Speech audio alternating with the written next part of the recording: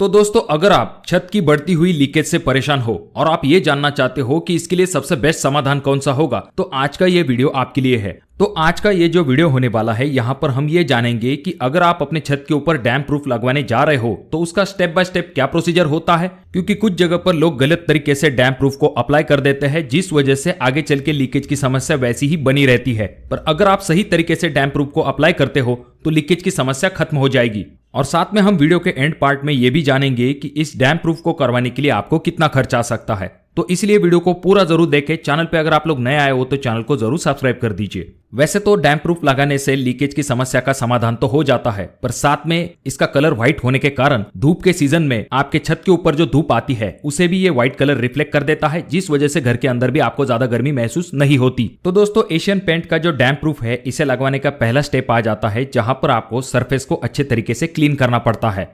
यानी कि आपकी जो छत है उसे आपको अच्छे तरीके से क्लीन करना चाहिए। इसके लिए आप वायर ब्रश, झाड़ू या फिर जो प्लास्टिक ब्रश है उसका भी इस्तेमाल कर सकते हो। पहले तो आपको वायर ब्रश की मदद से आपके स्लैब के ऊपर जो काले दाग होते हैं या फिर सीमेंट की छोटी मोटी पपड़ियां होती है उन्हें वायर ब्रश की मदद से अच्छे से क्लीन कर लेना चाहिए। अब जब वायर ब्रश की मदद से आप अच्छे तरीके से क्लीन कर लेते हो, उसके बाद जो छोटे मोटे दाग होते हैं उन्हें आप जो प्लास्टिक ब्रश है उसकी मदद से क्लीन कर सकते हो। और अगर चाहिए तो आप पानी का भी इस्तेमाल यहाँ पर कर सकते हो, जिससे कि अच्छा क्लीनिंग होने में मदद मिल सके।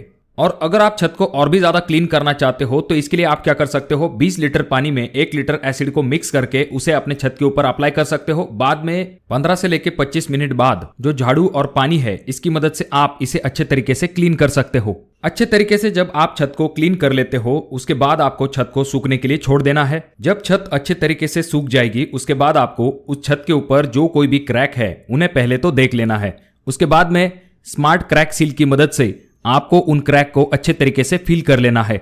यहां पर आपको यह ध्यान में रखना है कि बहुत सारे लोग जो है वो डैम प्रूफ से ही उस क्रैक को भरने की कोशिश करते हैं, तो आपको ऐसा नहीं करना है। आपको जो है क्रैक सील की मदद से ही क्रैक को भरना चाहिए। और यहाँ पर आपको क्रैक के बीच में ये जो क्रैक सील है उसे अच्छे से दबा के भरना चाहिए, जिससे कि गैप जो है वो सही तरीके से बंद हो सके। उसके बाद में आपको वॉल के ऊपर भी देख लेना है।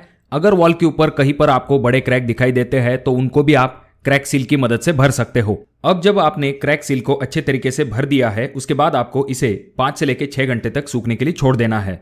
5 से 6 घंटे बाद हम अपना प्राइमर कोट अप्लाई करना शुरू कर सकते हैं। अब इसके लिए हम जो मटेरियल इस्तेमाल करेंगे वो हम एशियन पेंट का डैम प्रूफ इस्तेमाल करेंगे, जो कि आपको व्हाइट कलर में मिलता है। इसमें आपको कोई भी कलर मिक्स नहीं करना है और इसके रिजल्ट भी अच्छे होते हैं। ये आपको अलग अलग पैकिंग में मिलता है। एग्जाम्पल के लिए 20 लीटर, 10 लीटर ऐसे पैकिंग में भी आपको डैम प्रूफ मिलता है। अगर आपको चाहिए तो छोटे पैकिंग में भी ये अवेलेबल होता है। अब पहला जो प्राइमर कोट होगा उसमें हम इस डैम प्रूफ के अंदर पानी को मिक्स करेंगे, और पानी मिक्स करने का प्रमाण होता है 3:1, यानी कि 3 part is damn proof and 1 part is water, या फिर आप 33% तक वाटर डाइल्यूशन कर सकते हो। अब एग्जाम्पल के लिए अगर आपको प्राइमर कोट के लिए 20 लीटर डैम प्रूफ लगने वाला है तो उसमें आप 6.5 लीटर तक पानी मिक्स कर सकते हो। या फिर अगर आपकी छत छोटी है, वहां पर आपको ज्यादा प्रमाण में प्राइमर नहीं लगने वाला है, तो आप थोड़ा सा पेंट बाहर निकाल के उसके अंदर पानी मिक्स करने के बाद उस प्राइमर को अप्लाई कर सकते हो, और बाकी बचा हुआ आपका जो डैम प्रूफ होगा उसे आप नेक्स्ट कोट के लिए इस्तेमाल कर सकते हो। आसान भाषा में प्राइमिंग कोट के लिए 3 लीटर डैम प्रूफ में आप 1 लीटर पानी मिक्स कर सकते हो।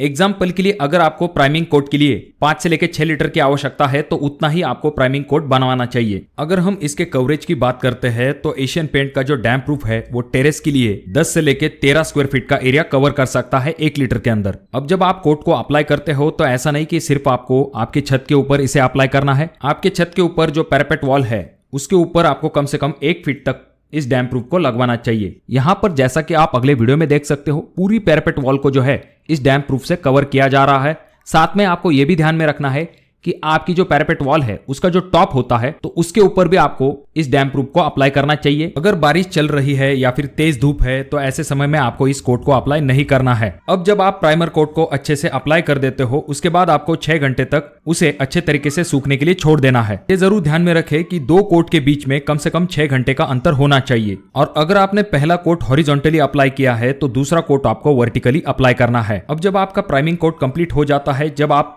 दूसरे कोट को अप्लाई करना शुरू करते हो तो उससे पहले आपको वापस से क्रैक चेक कर लेने हैं। जहां पर भी आपको क्रैक दिखाई देंगे तो उसे आपको वापस से क्रैक सील की मदद से भर देना है।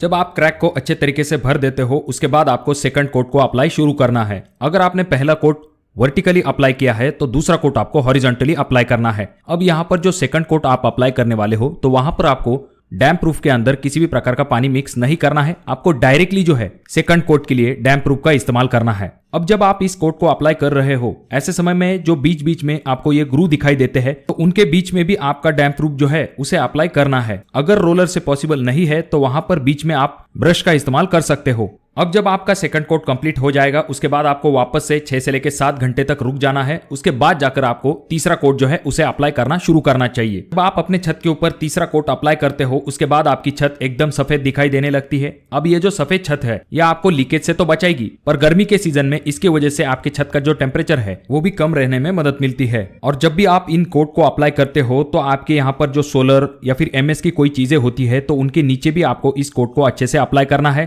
तो दोस्तों अब आता है